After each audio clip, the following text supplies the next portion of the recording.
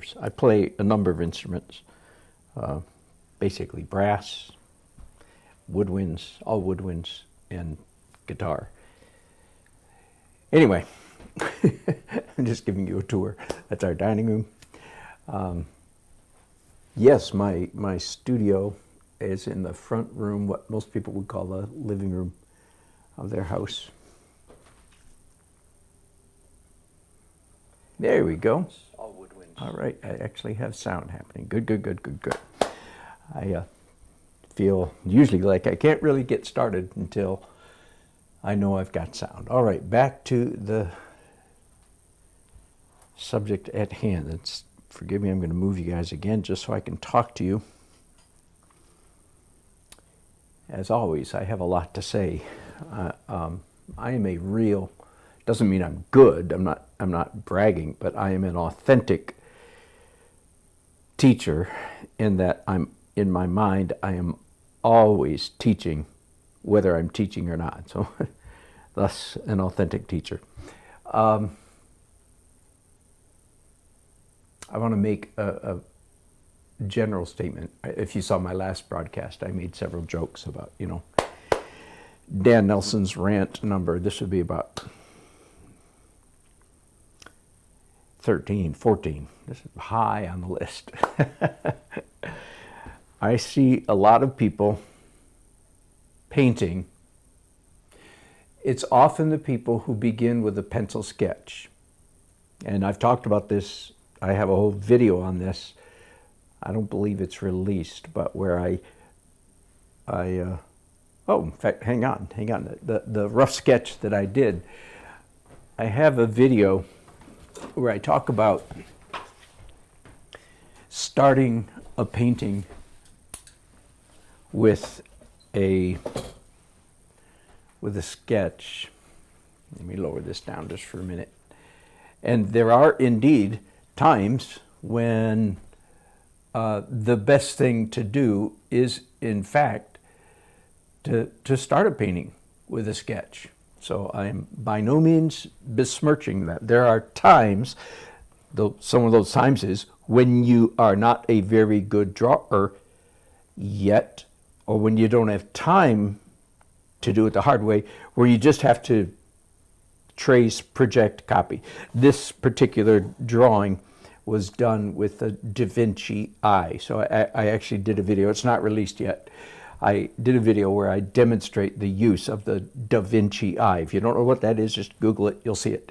So I did it, the outline with pencil, and the difficulty about the downside, one of the downsides about starting a painting with a drawing, with a outliney drawing, like a coloring book, is, yeah, that's a good word, then you tend to stay coloring book for the rest of the painting process. That's one of the dangers of starting. But there are times you have no choice. Sometimes doing a mural where the dimension is so big, you're really, many times you just have to start by drawing outlines. That has to be done sometimes. But the danger is then you stay in coloring book mode. You do the drawing. Okay, so here's where I'm really going with that.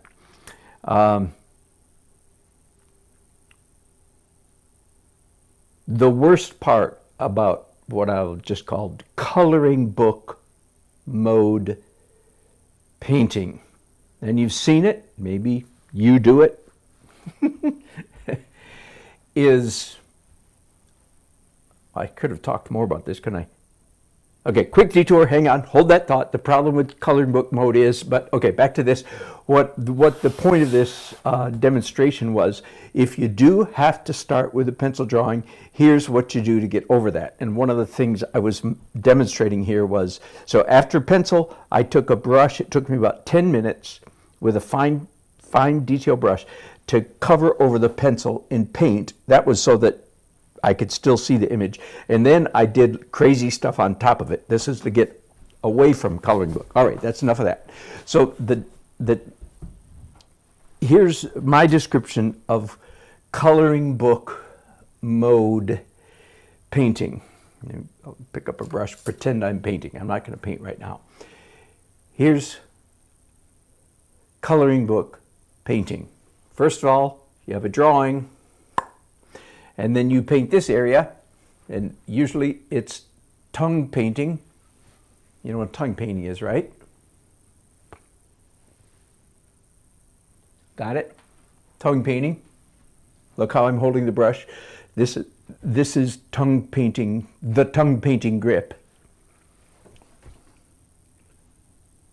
And you paint this zone, then you move to the next zone, you paint that, then you move to the next zone, then you move to the next zone, then you move to the next zone, then you move to the next, all right? So when someone paints in coloring book technique, their painting develops geographically. It spreads out, the painting spreads out on the canvas like this. Okay, this part's done, now this part's done. It's like an army conquering a continent, right? Okay, we got this part captured, then we go over to this part, and we go to this part, and we go over this part. And you could say, well, what's wrong with that? That's the way I paint. Yeah, good, don't tell me that. Don't blow your anonymity. Let that just be a secret. I'm playing with you. Now, if you are a hyper photorealist, you can paint any the heck way you want to. As I said in my last video, just let me take a guess. I would say about 90% of the people who are doing hyper or photo or tight realism are doing it because they have stalled out in their growth, stunted, they've stopped because they don't know. They've come to a fork in the road, they've come to a river, they've come to a bridge out, and they don't know how to get to the other side of the river. About 10% of people who are doing photorealism, I'm saying, I'm being kind of spooky here, that's maybe that's why they were put on the planet. You know, William Bouguereau really did what he was created to do, so to speak. But 90% of you who do photo right tight realism, you're only doing it because you're stuck. And I'm here to help unstick you. If you do coloring book, that's another subject for another time, me unsticking you.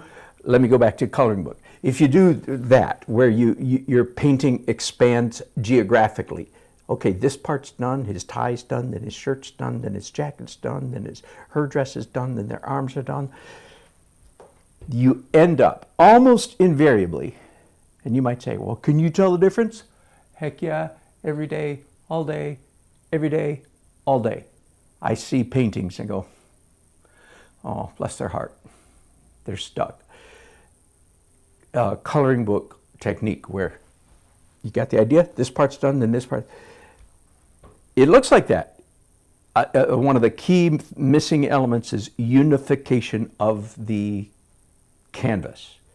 It looks like this is a separate painting, then this is a separate painting. It doesn't tie together. All right, so what is the alternate way to paint? Boy, I sure hope some people watch this, need to watch it. Here's the alternate. Instead of painting this way, what I call geographically, moving across the topography of the canvas, expanding this way. Instead of painting this way, the painting grows this way.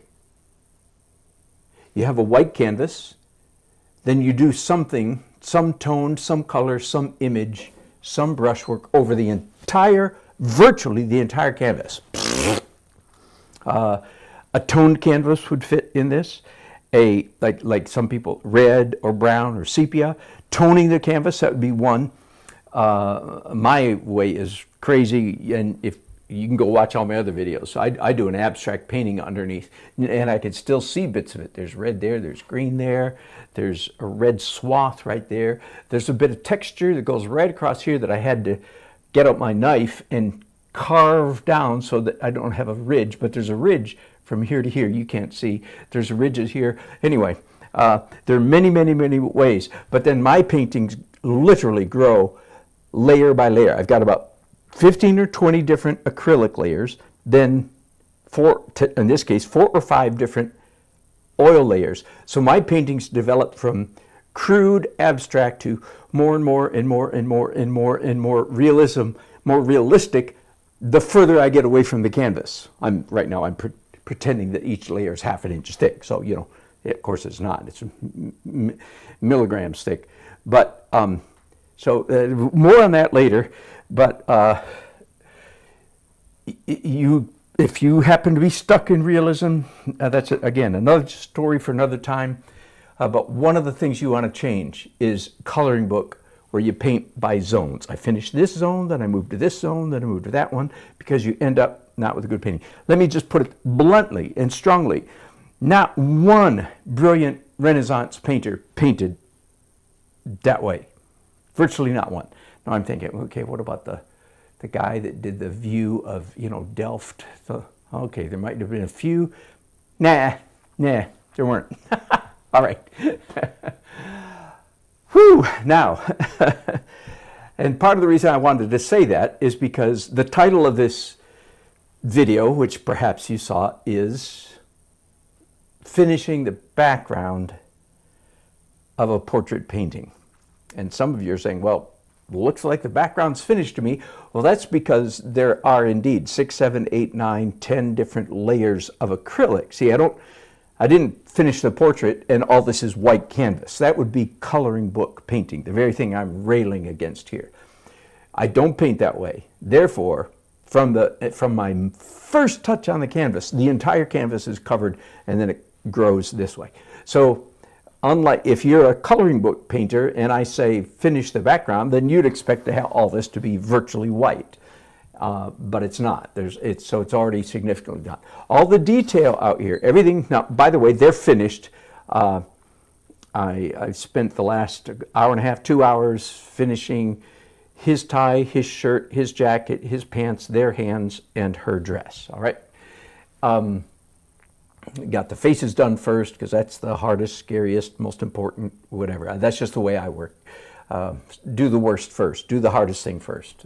I learned that from Drew Blair, D-R-U Blair, the best airbrush artist in the world and a brilliant artist, a nice guy. He used to live in my town. Anyway, do the worst first. Do the scariest thing first. So I'm proceeding now to go to the background, and I want to show you this picture up close and try to get rid of the glare. There we go. All right, so you see there's pine trees in the background, a bush right here, and a bench. That's the main thing, a little bit of grass down under their feet. All right. And as you see, if you've read my description, I honestly do see quite a few, sadly, quite a few portrait paintings that the portrait is passable, good, pretty good, and the background is a disaster. Putting it a little too bluntly, but you know. And then I hope you read the description because there's a lot of good information there. If you want to be, basically I said, if you want to be a good portrait painter, sorry, bad news, good news, you need to learn how to render everything. Unless you're going to be a goofy portrait painter and all the backgrounds of all your portraits are a flat wall. And that's not going to be many of you. Especially if somebody, you got a commission, right? They sent me this photograph, said, do this. So I can't put a beige wall behind them and say, I did it, right? That's just not going to fly. At the same time, I'm pretty proud of my faces and my clothing and figures and everything. I'm pretty proud of that. I don't want to botch it in the background. Okay, so where to start? Again, so much of the background is already done. It's all in acrylics and it's quite abstract, but it's there. Where do I want to start? I'm really thinking. All right, just in case some of you don't have time to stay with me very long, let's start with one of the main elements in this background, which is this bush. You see it here in this image. You can see that bush over the left side of our friend Bob. So if you want to be a good portrait painter and your customer gives you this photograph, and in fact it's a park setting, clearly park bench, pine trees, very ubiquitous pine trees in North Carolina, and a bush, then you would say to yourself, looks like I'm going to have to paint a bush if I'm doing this portrait. And indeed you are, and I am. So if you're not good at painting bushes, you're in trouble. Now again, this is already probably 6 layers of abstract, maybe 7. And let me tell you how to paint bushes. Hit the repeat button. You don't paint it by zones. Okay, this leaf, then this one, then this one, then this one. Again, there are some human beings that are put on the planet, and that is their true, authentic calling. But 90% of the people who are painting that way, that's not their true calling. It's just because they're stuck in ignorance. All right. The number one mistake I see, to put that in different language, and I see this all the time, not in your painting, but those people over there that you and I are talking about. The number one mistake I see in foliage. So there's 2 kinds of trees: bare trees and green trees. This is obviously green. This is a foliage painting. The number one mistake I see being made when early journey painters paint foliage is one and done. Basically, let's pretend, unlike this painting, there's a blue sky, some clouds.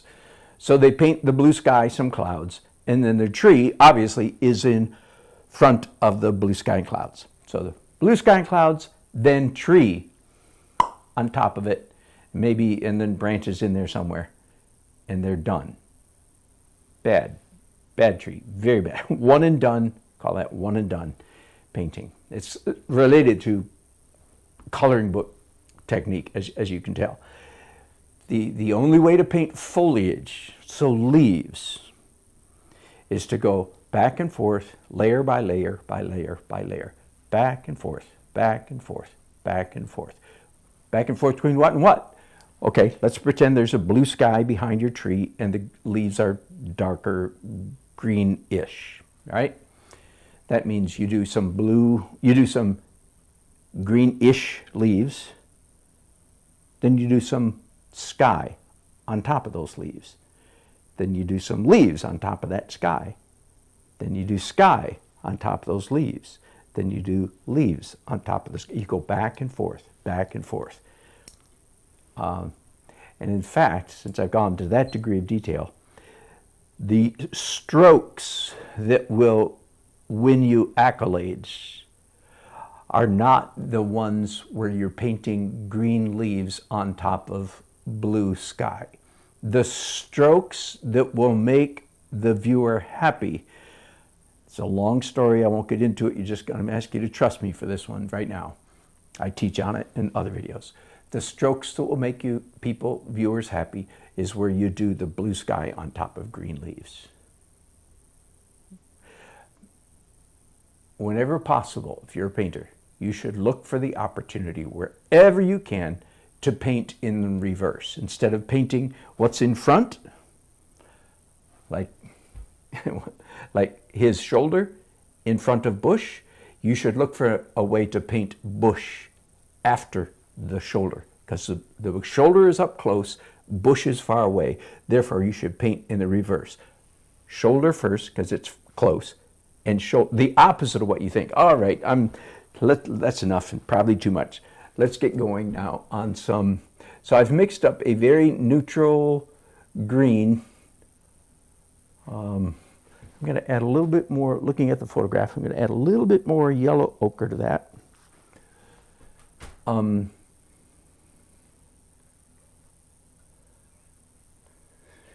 By the way, can you see what I'm doing here? I hope you can.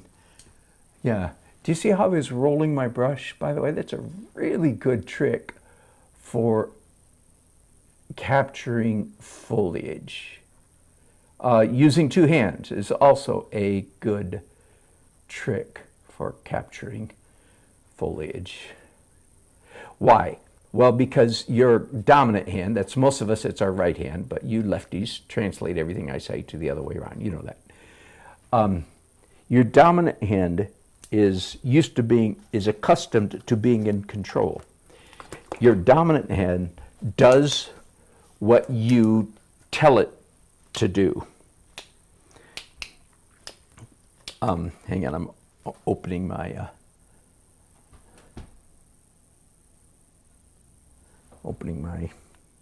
liquid here. I need some more, little pot of liquid right there. I do, by the way, that liquid comes in many different kinds, and the original is a gel. So you don't need a cup. It stays put. It's a little pile. So I very much like that.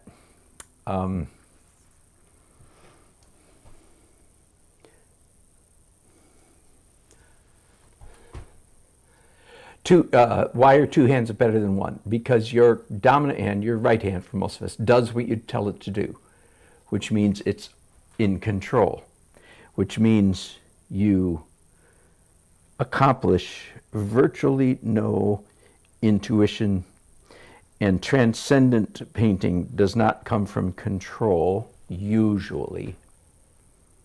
Only in the case of those human beings are actually called to do and created to do super realism, and that is not you. Okay, I'm being mean here. Put on your asbestos suit. You're only doing super realism because you haven't figured out yet what painting is. All right, so there. I just did a bunch of, why two hands? If you do dominant hand only, especially if you hold it like this, especially if you do tongue painting, control freak, control. You're in control. Nothing magic. Well, nothing magic happens when you're in control. The magic happens when you step out of control into transcendence, into intuition, into flow states, into magic. All right.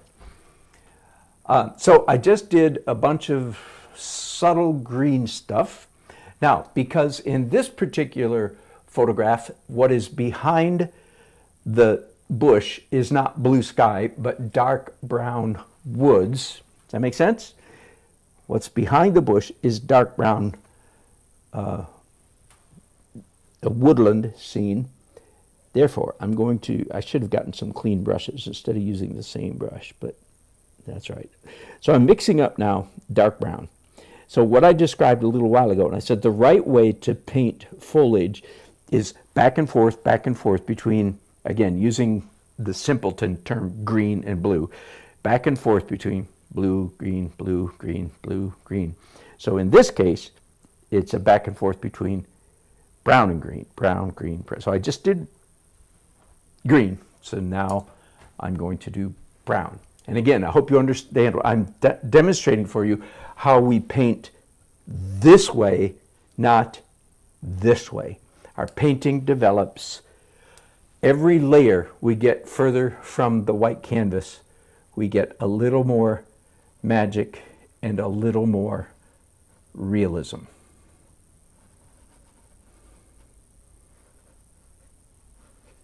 Many times, if you're doing foliage, what I would be doing right now would in fact be blue sky or distant hills or something, right? But in this case, it's what is behind the bush is dark brown.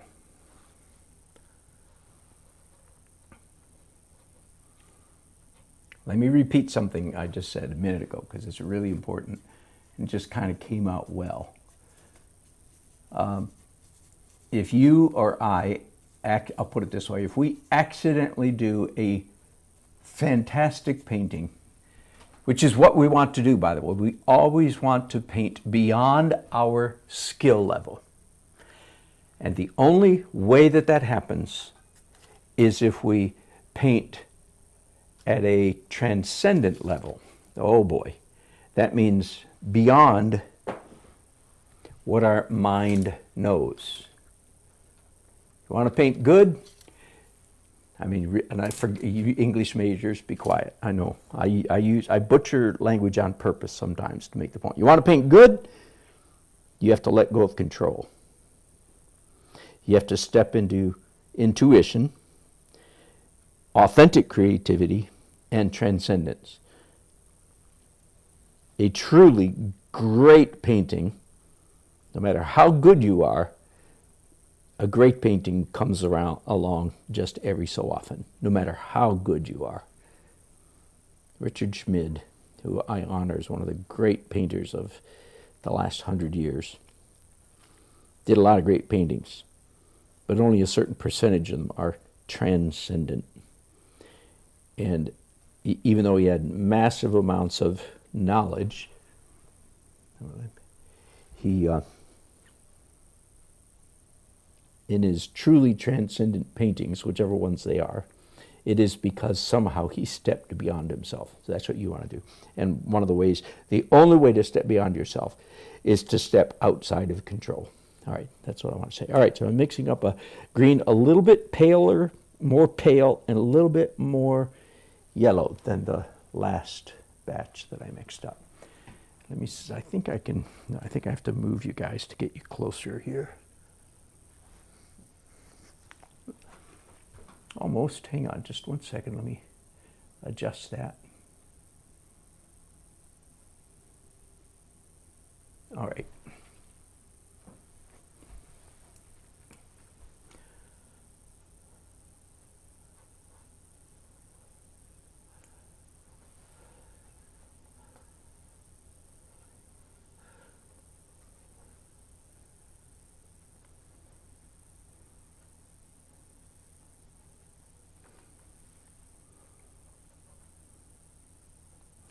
One of the ways to botch a painting of foliage, that's a little too bright for me, so I'm gonna darken this just a little bit. One of the ways to botch the rendering of foliage is to paint individual leaves. One of the surest and shortest routes to create a bad foliage painting. Now, what you do want to do, usually, rule of thumb, what you do want to do is in the very final layers of the painting process, you want to paint a few, an emphasis here, accent, emphasis on the word few. You want to paint a few leaves. This is what I sometimes call the brick wall syndrome or the brick wall technique. Has anybody here ever had to paint, like if these people, Bob and Judith, were sitting in front of a brick wall, you know, and like the bricks are, you know, this big, 1.5 inches or something across, a lot of early journey painters would paint every single brick, and it probably wouldn't look good. It might look realistic, but it wouldn't look good. So that's one of the classic subjects matter. One of the classic things that we have to learn how to paint in an abstract manner is a brick wall, because you don't want to paint every single brick. It looks stultified, over-controlled, predictable, boring, definitely not transcendent. So it's quite the art, quite the trick of learning how to paint a brick wall, not paint every brick in the wall. Same thing here. You don't want to paint every leaf. But when you're finished, like in the brick wall, you do end up painting a few, emphasis on the word few, you do or should end up painting, okay, I'm going back to brown. And I'm going to mix color here a little bit. So here's my brown pile from last time. So this time I'm going to lighten it. I'm adding some titanium white and a little bit of yellow ochre. So I want my brown to be slightly brighter, lighter, brighter, lighter this time. Let's see if that's right.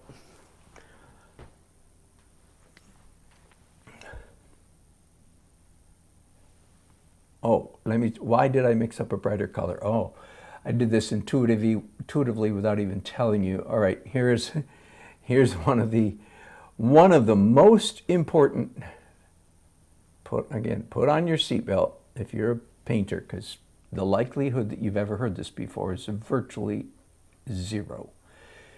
Yet it's one of the best little laws of painting you can internalize.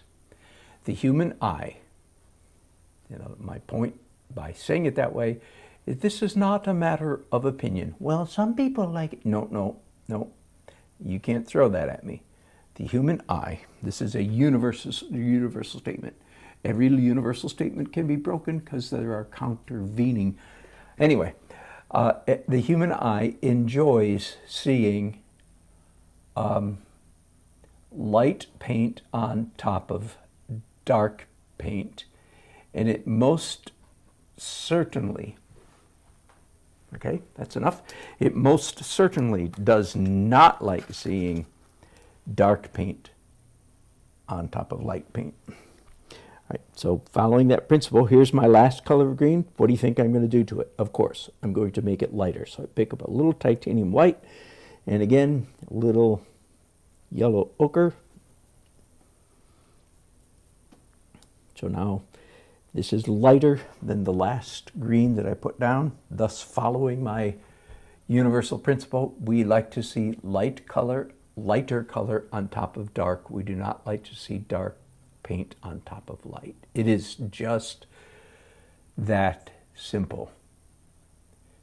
So of course, then you ask, well, that's ridiculous, because there's times that you have to put dark paint, yea, verily, darker paint on the canvas. Right. So don't think I hadn't thought about that. If this is the first time you've heard this principle, don't think you've got an argument to sink my point. Of course not. Of course you have to put dark and darker paint. Again, I don't want to take a great detour, but I'll give you the quick how-to. When you do that, you do two things. When you have to darken some part of your painting, yea, verily, you have to put dark paint on top of light. You do three things. One is you use transparent color instead of opaque color. And you follow up. I'll make it a two-step process this time. Number one, you use transparent dark, so you act like a watercolor painter. Ooh, that's kind of nice. And I'm getting very close to being done with this bush. It would be really easy to overdo it. So I want to be careful not to do that. I think I'm going to pause right there, and I'm going to pick up a palette knife. Not sure what this will do. I said a while ago I never use my palette knives for mixing color, but here I am doing that exact thing. How funny. Very rarely. And the reason I'm doing it is because I'm about to use the palette knife for painting. Otherwise, I'd be mixing with my brushes. You don't have to do like me. That's simply a Dan Nelsonism. The fact that I virtually never use my, whoops, sorry for the ride there. I virtually never use palette knives to mix color.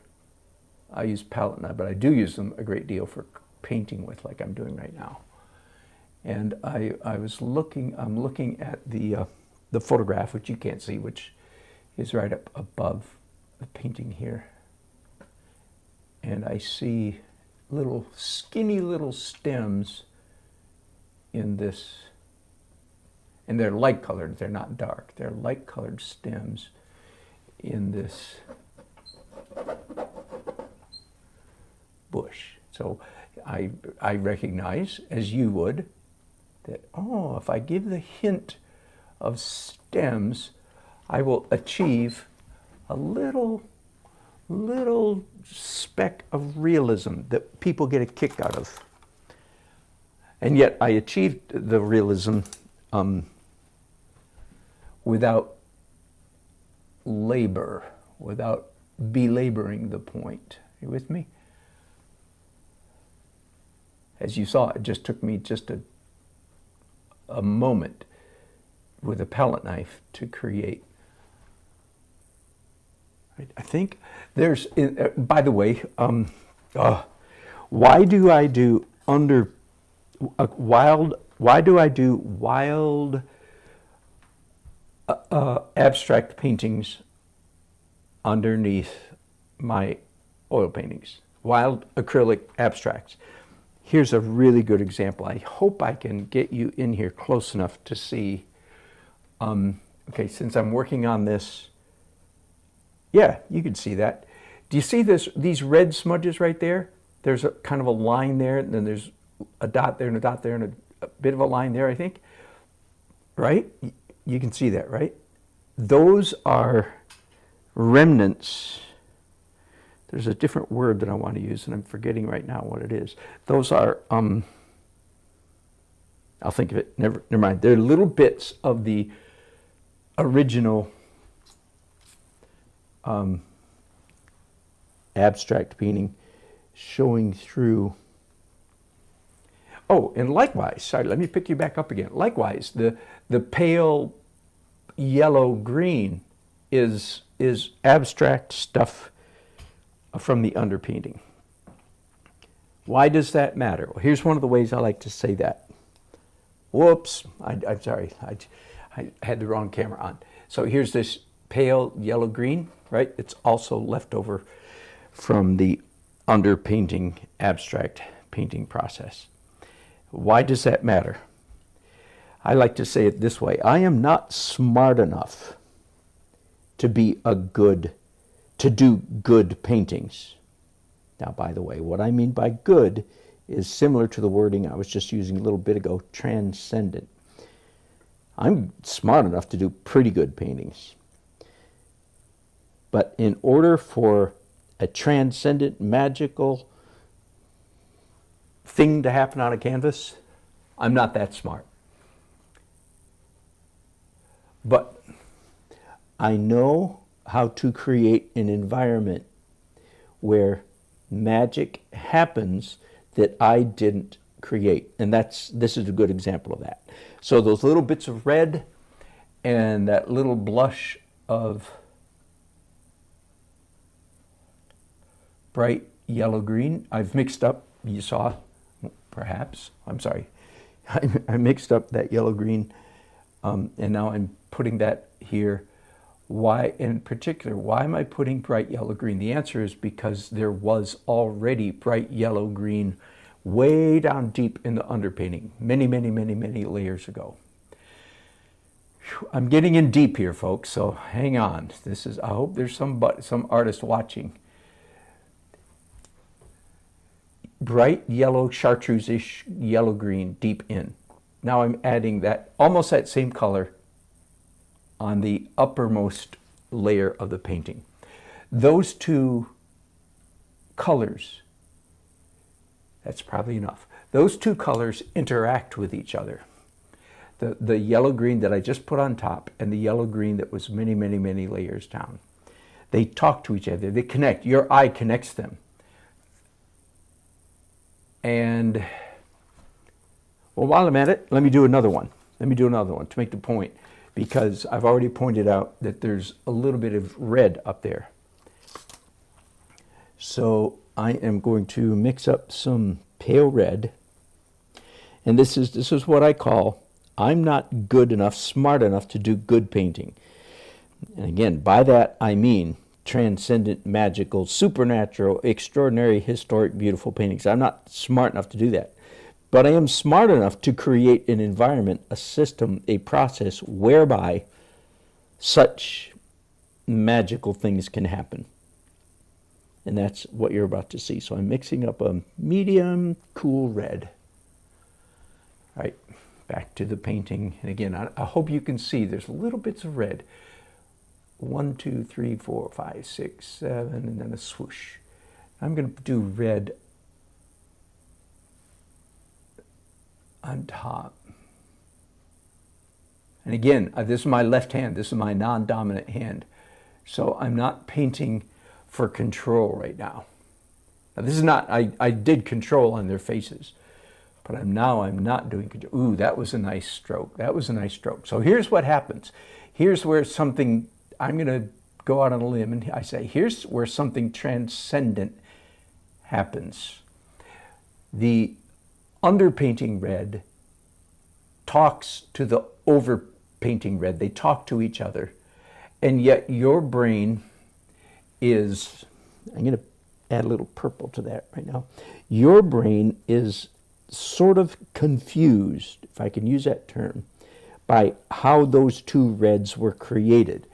You discern that they relate to each other, but you also discern that, wait, the reds I'm doing right now were applied very late in the painting process, and the other reds are way down deep somewhere. And your brain goes, we're not sure how that happened. We're not sure how that happened. And believe it or not, that sense of not being sure creates pleasure in your brain. Whew.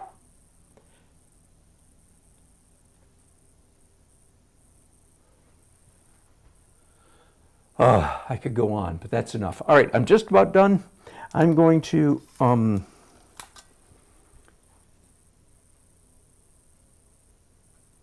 hang on.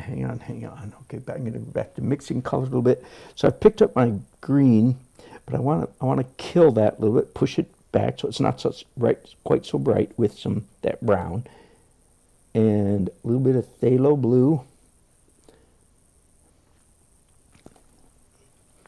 And I want this just to be just the right lightness, darkness, the right value. Okay, that it's very neutral, flat, not too exciting of a green. And I'm going to pick up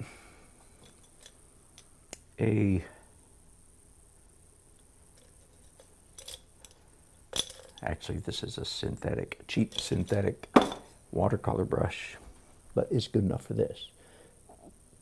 And I'm going to load up a good bit of that paint.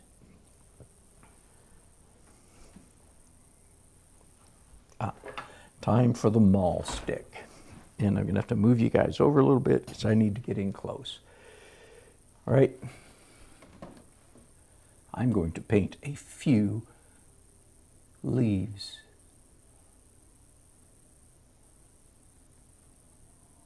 Three right there. 1.5 there. 1 there. 2, I should say.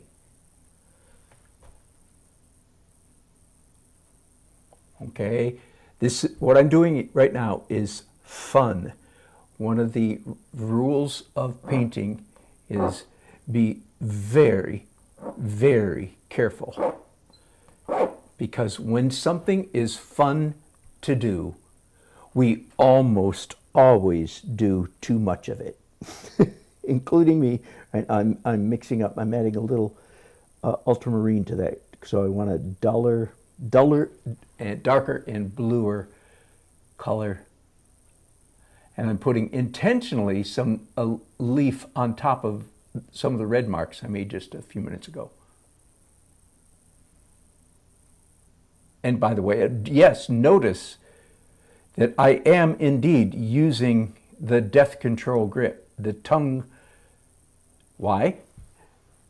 Well, obviously, because it's time to use a control grip for these few leaves. All right, now I don't know how many I've done, but I may have done too many. I hope not. I don't think so. But I certainly haven't done too few. I might have done too many, but that's all. Oh, here's one of the things you can do if you're really worried you did too much of something.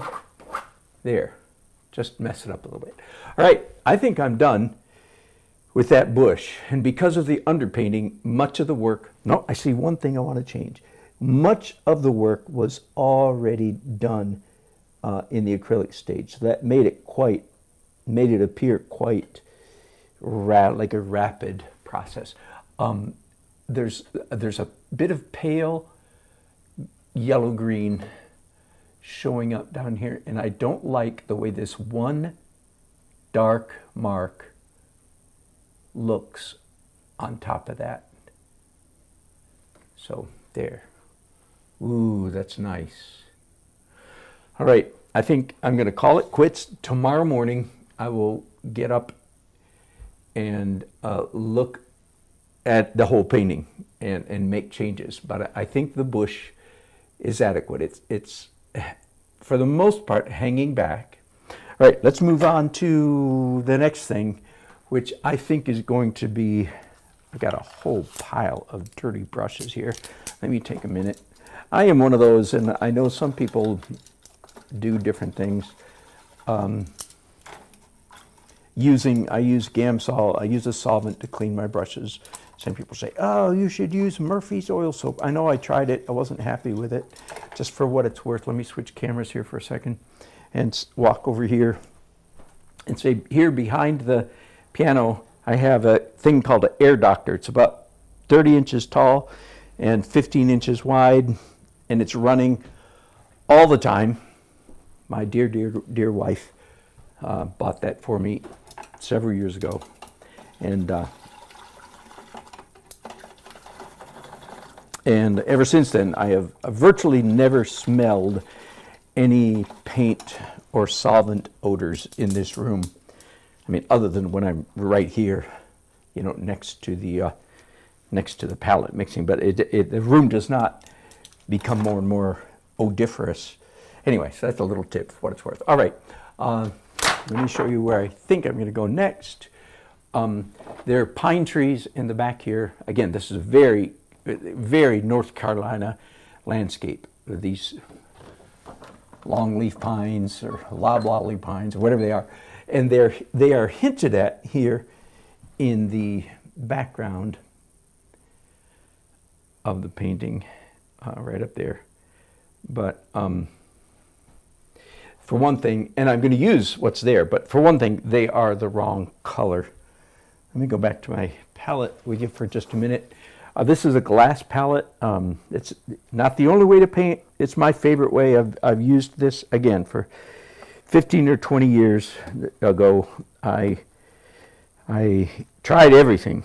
Tried to throw, and I still use. In fact, right underneath here is a tearaway paper palette that I use various and sundry times. But most of the time, I use a glass palette. It's got just a board underneath it that I painted with spray paint. I was never entirely thrilled with the color I ended up with, but I never bothered to go back and repaint it. So I have 3 of these, one smaller and 2 this size. And the nice thing about it is it's real easy cleanup, as you just saw with a flat razor in a handle. Now I have a big broad whoops. Sorry. I have a big broad expanse. Did you enjoy that ride? It's not over yet. Hang on. Let me get you pointed the right direction here. All right, getting there. Hang on. As you can tell. All right, that's close enough maybe. I have a lot of area here for mixing new colors. I'll clean these brushes more thoroughly later on, but for now, enough. So I'm looking at pine trees, just the trunks. And here's just a little tip. Sometimes we would, and here's black, by the way. I'm actually going to use black, partly because I'm on camera and I just want to drive some of you crazy because your professor said, rightly so, here says, I don't use black. And virtually all early journey painters need to hear that mantra. Don't use black. The reason is real simple, because most early journey painters, they're mixing up a color and they want the color they're mixing up to be darker than it is currently. So they go, oh, darker. And they reach for black. And that is precisely what your professor is trying to prevent or stop. That's right. You do not use black paint to darken your color. Why? Because it kills color. Now, there are times we learn later in the journey that colors ought to be killed. But even then, I don't use black to kill color. I use You may have given my tour of my palette. This is raw umber. That is my color killing color. That's on my palette almost entirely for the express aim of killing color. While I'm on the subject of raw umber, I will tell you also that raw umber makes a easy first layer of painting somebody with dark hair. Raw umber is a great start out color. You don't stay there, of course, but it's a great, you might as well start with something. Just like yellow ochre is a good starting point for painting somebody with blonde hair. All right, so I may be done with those trees. Well, I'm done for now. So I just did, I was going to say, here's, some of us never quite outgrew grade school, so let me help you outgrow grade school. In this regard, to a third grader, tree trunks are what color? Did you say brown? Right. You're correct. That's what a child learns. But if you want to be a better artist, gray should be your default setting for tree trunks. And that's my, sorry, I'm going to use my razor again. I'm probably going to use gray some more, so I'm not going to throw it out, but I'm just going to slide it over, get it out of the way. It's a great big palette knife for doing a little job. That's funny. I need to clear part of my canvas because I'm going to mix up some dark. I'm going to use the same two brushes, liquid, oxide red, and ultramarine blue. That's my go-to combination for creating dark. And that's what your professor would want you to do instead of using black. Why? Because there's color in this black, whereas there's anti-color if you use black. All right, there's a quick little lesson. I want this to be darker. So a little while ago, I was talking about, I said, the human eye likes to see light paint on top of dark paint. The human eye does not enjoy seeing dark paint on top of light paint. But of course, there are times, obviously many times, when you have to darken an area of your painting. So how do you do that? Step one is don't use opaque color. So what I'm doing right now is as I thought, that's way too dark. So if it's too dark, what do I add to it? Oh, white. I'm being silly. No, you don't use white to create a dark color. You use liquid or medium, whatever it is, linseed oil, whatever medium you're using. So in other words, I'm painting like a watercolor painter.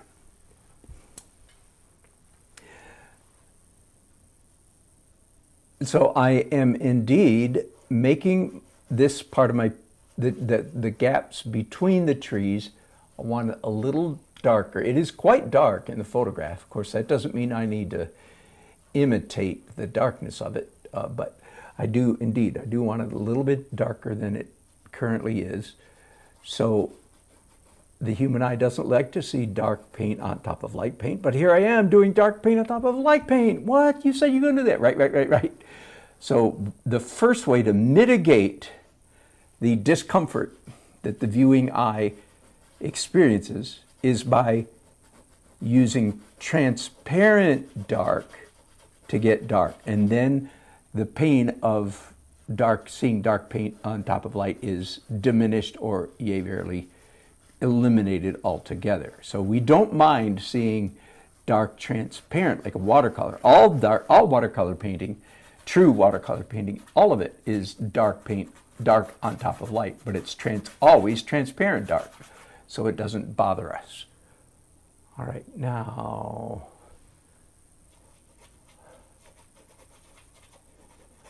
my trees. These trees are standing out too much, so I'm just going to scrubify them a little bit, make them a little more fuzzy, messy. And I think the glare of this is, yeah, there we go. There we go. I can see much better, and you probably can too. Let me give you a classic. What would be the classic mistake if an early journey painter were painting tree trunks going off the top of the painting? What would be the number one classic bonehead early journey painter thing to do? Yes, it would make them go off the top of the painting, thus drawing our attention to the, move my reference photo because it's creating a shadow. Thus drawing attention to the very top edge of the canvas, which you virtually never want to do. You don't want people looking at your portrait and their eyes gazing up here. Of course not. So rather than I'm making my trees fade out, they get fuzzier and darker the closer they get to the top of the canvas. All right, that's real obvious, right? You guys all knew that. None of you would make that mistake, but you know who might. Some people that you know might make that mistake. All right, so I've still got this very, very thin, very, very pale, transparent dark. I think, while I've got this, I think I actually want to go back and darken, re-vignette this bush in the corner. I want it going to dark. Yeah, that's better. And I paint the edges of my canvas so that I don't need to pay for, or my client doesn't need to pay for a frame. If they don't want to, they can. That's their business, but it doesn't need to be framed because the edges are all painted. You already know that. All right. Now back to, again, even something as simple as bare tree trunks,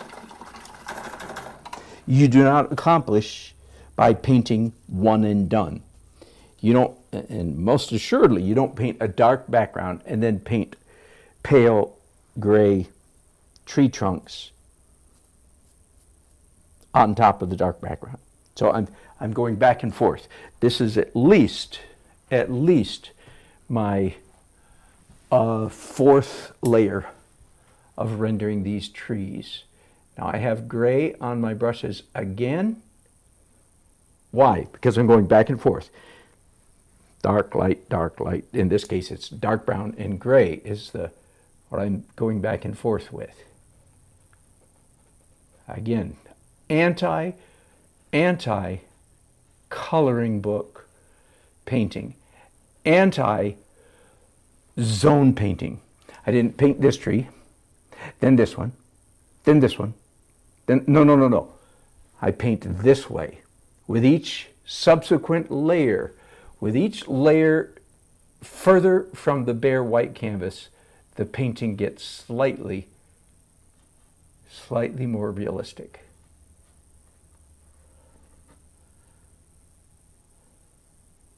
The trees are also fading behind their heads, by the way. That's quite important. There is one thing that I saw early on while I was doing these trees, and I said, even though in the photograph I don't see any branches, I'm going to just insinuate ever so slightly, ever so faintly, some dead, you know the way a pine tree, maybe you don't know the way pine trees do. The branches with pine needles on them are all way up at the top. And the branches that were earlier covered with pine needles have now died because they don't have adequate sunlight. And so pine trees have all these little stunted, dead gray branches. And if I do too many, I'll ruin the effect. So I think that's probably enough. All right, but while conveniently, now that I've got gray paint already mixed up, I need to mix up more of it. So maybe take a minute. I'm going to tackle the, I can use this this dark paint over here to make up a gray. I want pretty much a neutral gray. I don't want it warm or cool. I'm looking at the photograph. Oh, it's kind of cool in the photograph. Okay, I'll follow that. So, whoa, not that cool. Once again, I think my impression of many early journey painters is that they curse themselves all the time because they make a mistake, and in their delusion, they think that good painters don't make those mistakes. So when they make a mistake, they go, "Oh, shaka shaka waka waka waka." That's the shaka waka waka waka. That's the exact language, and they get all grumpy. No, everybody makes mistakes mixing. Don't, of course. That'd be silly to think that professionals like myself always get it exactly right. Some of you are living under the delusion that if you were a good painter, you wouldn't do something like that. That's ridiculous. And I think, if any, that sounds to me like something some art professors would say. Oh no, I always get it right. Oh, what a blowhard. Don't you believe it for a minute. If somebody were to say such a thing, it would be, but it doesn't bother us. I'm not, it virtually never, almost never bothers me that I mess up mixing colors. That's the difference between me, perhaps, and someone who hasn't painted quite long. It can actually bother them. No, so I'm just giving you permission. Don't be bothered when you. I don't know, some of you might say, I don't know why you're talking about that. I did. Good. Well, if it's never bothered you, then you're one of the lucky ones.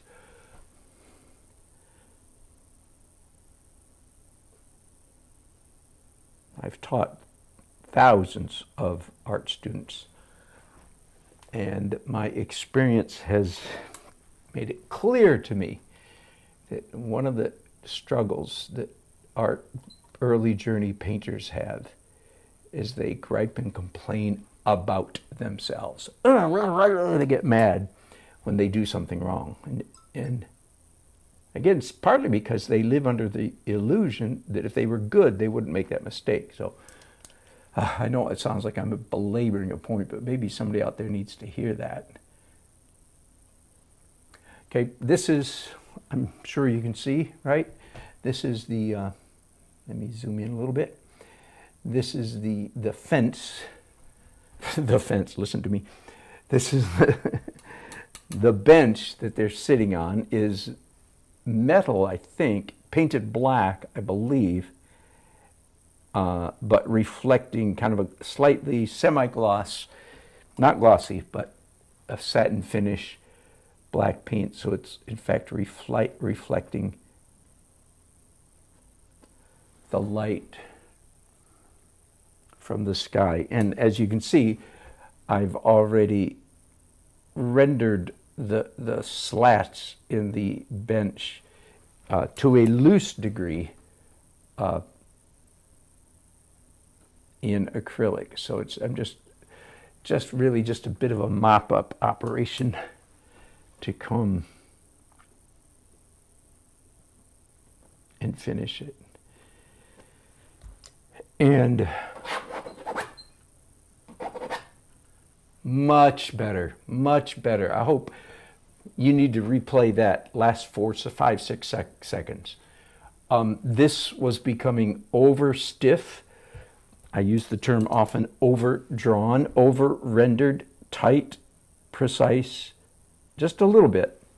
And I fixed it simply by taking the butt end of the tool that was in my hand, which was a palette knife, and using I just scribbled. I just did a little more. And simply messing it up that much made it right again. I'm going to do a little bit more this time with my thumb up here at the top. What I'm doing now is I don't want those slats going all the way off the canvas hard edge, so I'm softening them. See, I don't know if you can tell, but they get fuzzy as they get close to the end. I'll paint a little bit of that bench around the corner, a little bit messier. The painting on the sides of the canvas, of course, is a little bit more abstract than the painting on the front of the canvas. I don't know if that makes sense to you. It certainly makes sense to me. All right. Nearly finished. Nearly finished with everything. It's just about portrait. It's just about signature time. That's what I meant to say.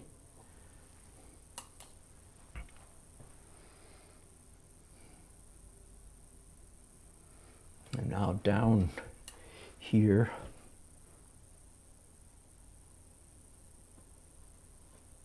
So this might be a good moment to... Hello, Michael. I am very well, thank you. How are things in Scotland? By the way, where are you in Scotland? Are you in one of the big cities? Not that I know. I know Glasgow and I know Edinburgh. My oldest daughter actually spent a couple summers, many years ago, all on her own, spent a couple summers in Scotland, traveling from one end of the country to the other. And I was full of envy.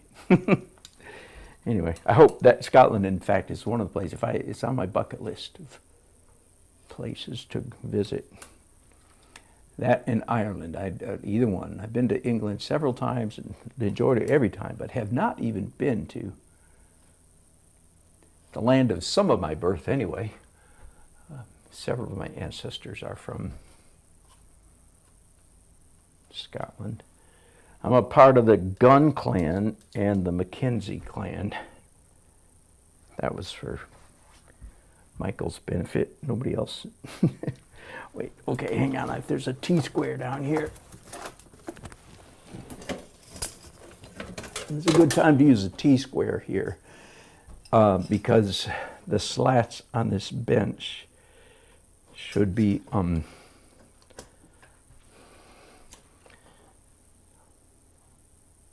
horizontal, right? And there's absolutely no good reason to try to eyeball something like this. No good reason to eyeball it at all. Just get you out a T-square. This particular T-square, it's permanently parked here in my studio. Just for times like this. Where it gets used the most is any time I'm doing a seascape, and the ocean is in the seascape. A little bit of a handle there. Again, no good reason to try to eyeball the ocean to get it parallel, to get it horizontal. Use a T-square or a triangle, either one will do, depending on the size of your triangle, the size of your canvas. All right.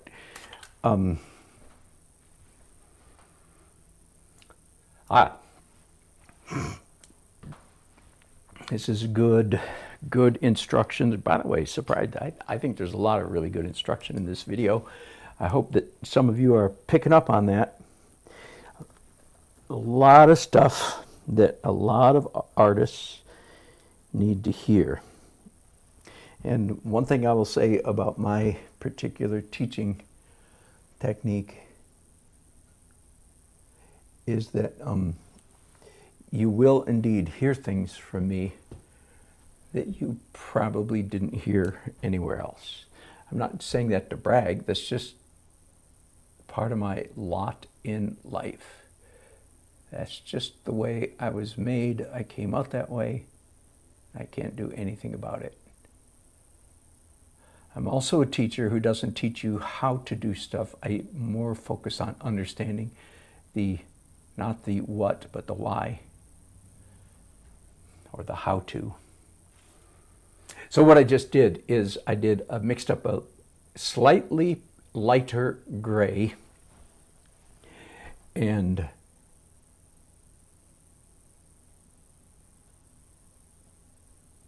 did some of it, as I'm doing now, on top of the darker gray.